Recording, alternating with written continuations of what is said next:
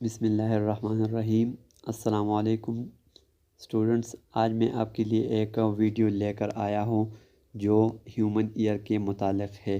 यानी human ear के main part कौन कौन से हैं, इसके नाम के बारे में भी आपको बताऊँगा और ये काम किस तरह करते हैं इसके बारे में भी आपको मैं बताऊँगा। वीडियो को देखिए, आपको इंतहाई आसानी से ह्यूमन ईयर का जो स्ट्रक्चर है वो समझ में आ जाएगा और इसका काम जो है वो भी समझ में आ सकेगा।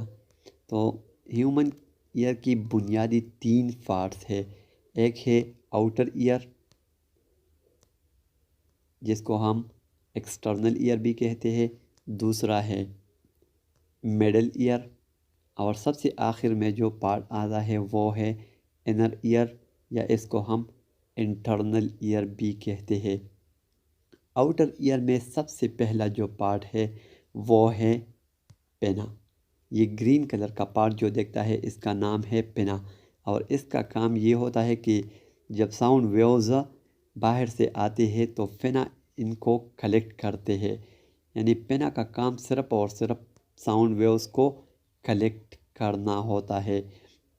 आउटर ईयर का दूसरा जो हिस्सा है वो है ऑडिटरी कनाल। इसका दूसरा नाम है ईयर कनाल, या इसका एक तीसरा नाम भी है जिसको हम एकॉस्टिक मीटस कहते हैं। एकॉस्टिक मीटस का काम ये है कि जो साउंड वेव्स पेना से अंदर की तरफ आते हैं, एकॉस्टिक मीटस इसको फोकस करता है ईयर ड्रम पर। तो इसका काम सिर्फ और सिर्फ साउंड वेव्स को फोकस करना होता है। आउटर ईयर का आखिरी हिस्सा जो है वो है ईयर ड्रम, या इसको हम ईयर मेम्ब्रेन भी कह सकते हैं। आप एनिमेशन में देख सकते हैं जो ग्रीन कलर का हिस्सा है ये हमारे ईयर का ईयर ड्रम है या ईयर मेम्ब्रेन है।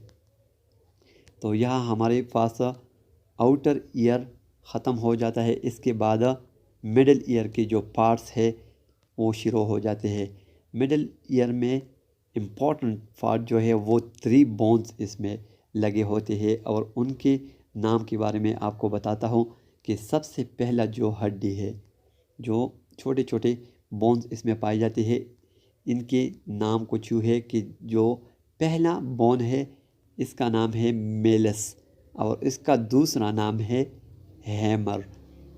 इसके बाद जो हड्डी है इसका नाम है इनकस, इसका दूसरा नाम इनविल है। सबसे आखिर में जो हड्डी पाई जाती है वो है स्टेपिस, और इसका भी एक दूसरा नाम है जिसको हम स्टेरप कहते हैं। ये 3 बोन मिडल ईयर में पाए जाते हैं, और इनका काम ये होता है कि जो वाइब्रेशन ईयर ड्रम पैदा करते हैं वो कॉक्लिया में ट्रांसमिट करते हैं। इनर ईयर में हमारे पास 2 ही मेन पार्ट्स होते हैं। एक है कॉक्लिया, जो ये ग्रीन कलर का देखता है ये हमारे ईयर का कॉक्लिया है, और दूसरा होता है कॉइल्स लाइक स्ट्रक्चर जिसको हम सेमी सर्कुलर कैनाल्स कहते हैं। कॉक्लिया का काम ये होता है कि ये जो साउंड वेव्स बाहर से आते हैं इसको इलेक्ट्रिकल सिग्नल्स में तब्दील करते हैं। बस कॉक्लिया का यही काम होता है कि इसको इलेक्ट्रिकल सिग्नल में तब्दील करके ताकि ये ब्रेन में आसानी से पहुंच सके, नर्व में आसानी से ट्रेवल कर सके। इसके बाद साउंड वेव्स को ब्रेन में पहुंचाने के लिए हमारे पास एक नर्व मौजूद होती है जिसको हम सेंसरी नर्व कहते हैं। यानी ये ग्रीन वाला जो नर्व देखता है ये है सेंसरी नर्व।